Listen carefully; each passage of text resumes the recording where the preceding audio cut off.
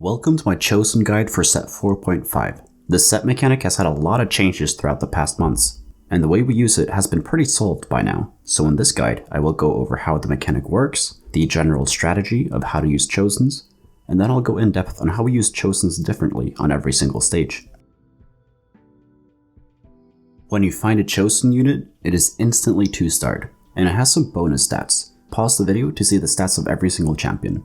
And it also gives one extra of its Chosen trait. In every single shop you have a 50% chance of seeing a Chosen if you don't have one already.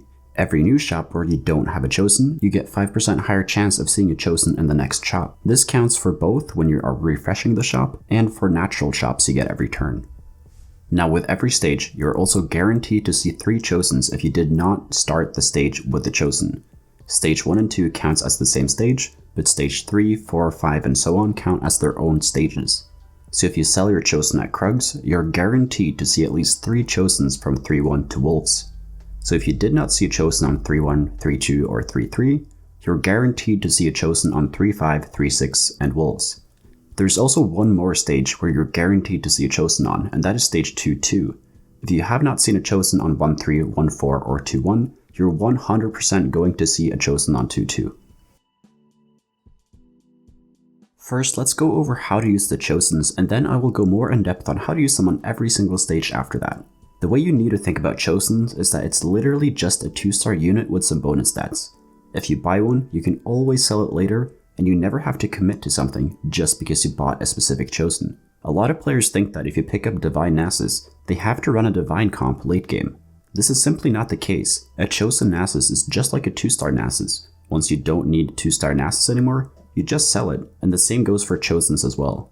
So the general rule I have about Chosen is, buy any Chosen that makes your board stronger, and sell it when it doesn't make your board stronger, or if you need to find a better one.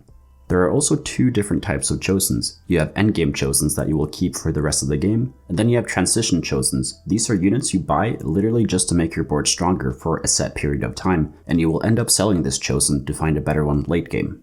So always make sure to think about whether you're using your Chosen as an endgame Chosen or as a transition Chosen.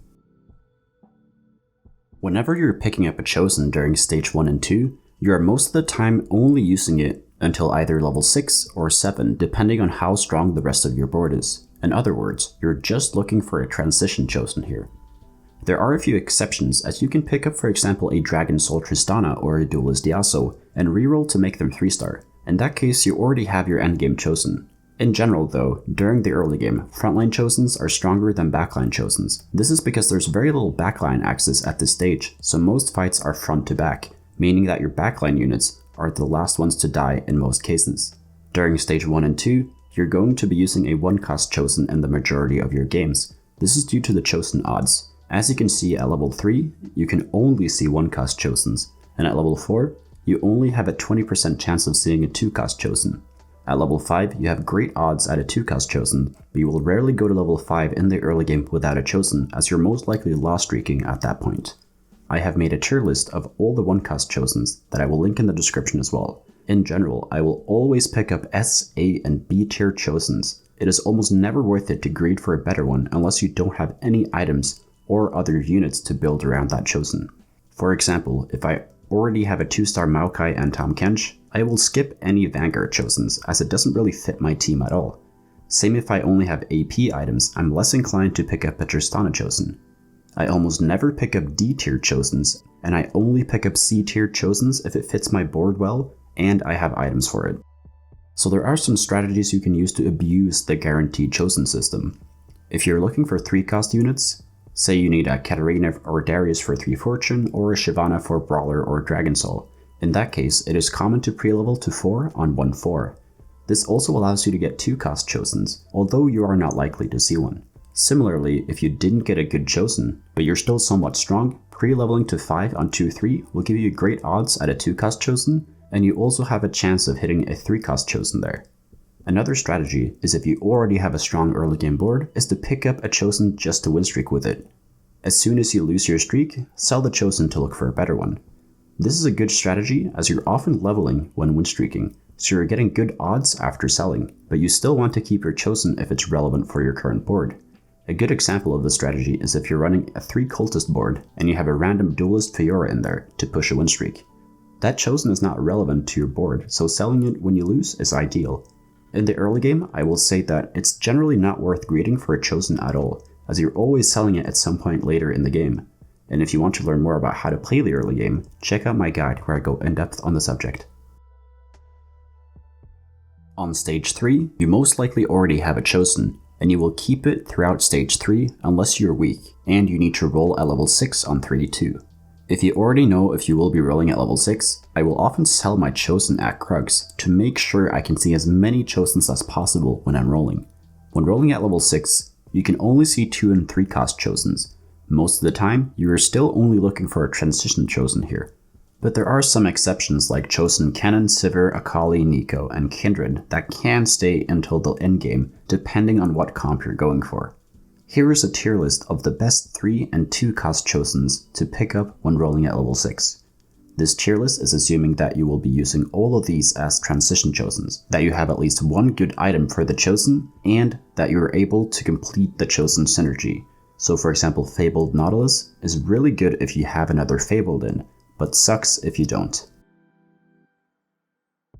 During stage 4, there are 2 rounds where you will be potentially rolling for a new chosen. This is on stage 4-3, where you will be rolling at 7, and on stage 4-5, where you will roll at level 8. If you're rolling at 4-1, make sure to sell your chosen at Wolves to see more on your roll down. Rolling at level 7 for a chosen is basically the same as rolling at level 6. Your odds here are the same, only that you are more likely to see a 3 cost chosen here. You also have a small chance of hitting a 4 cost chosen, but you never go in expecting to hit a 4 cost chosen when rolling at level 7. The same tier list at level 6 applies to rolling at level 7 as well. If you're rolling at 4-5, it is because you did a fast 8. Here, you have really good odds of hitting a 4 cost chosen, so you're more often looking for your endgame chosen here. Therefore, I can't really make a tier list on what the best chosens are, as they are completely based on what comp you're aiming to end up with. The important thing to keep in mind when rolling for an endgame chosen is how much gold you have left. If you are at 50 gold and you get an okay chosen for your comp, it's okay to greed and look for a better one, as you still have a lot of gold to roll through. But if you find the same chosen and you only have 10 to 20 gold left, you might have to just take it and run it for the rest of the game, as you don't have the gold to greed for a better one. In other words, the more gold you have, the more you can greed for a better chosen. From stage 5 and onwards, there are only really 3 turns where you're rolling for a new chosen. At 5-1, most people are level 8 here, so you roll for your endgame chosen here. Everything that applied to rolling at stage 4-5 applies to this stage as well. The other points are on stage 5-5 or on stage 6. If you did a fast 9, you will roll at 5-5 for a new chosen. Ideally, you're looking for a 5 cost chosen, as you have really good odds to find it here. And most 2-star chosen 5 costs can go into any team, as they're just that powerful. From here, you're picking a chosen you will stick with for the rest of the game. And I have made a tier list of 5 cost chosens. Here I am judging based on how many different comps they can fit into, but obviously, if you have items for Samira, she will be the best chosen you can get. But if you have no items for her, she kinda sucks, so take this tier list with a grain of salt. Thank you so much for watching. If you learned something, please leave a like and subscribe to the channel. Comment down below what video you want me to make next. And if you want to get better at TFT, join the Discord. We got nearly 2,000 other players there who are hungry to climb. And if you want to get coached by me, the information is over on the Discord server as well. So take care and see you in the next video.